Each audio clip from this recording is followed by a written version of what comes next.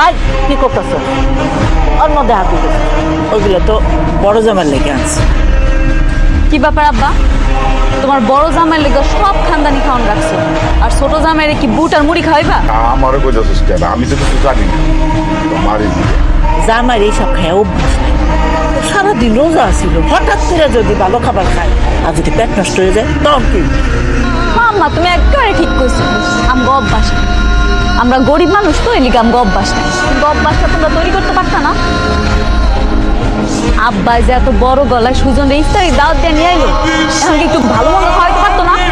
নুপুর চুপ করো, ইফতার সামনে রেখে এগুলো বলতে হবে না। ইফতার নিয়ে তো কথা। তুই খাবোই না পুরা। দুলাভাই, আপনি উঠে যায় আল্লাহ নারাজ হয়ে। আল্লাহ তাহলে তো আমি চাই না আবার ওর সামনে থেকে বাংলা রাগ করে উঠে যায়। আপনি দয়া করে বসুন।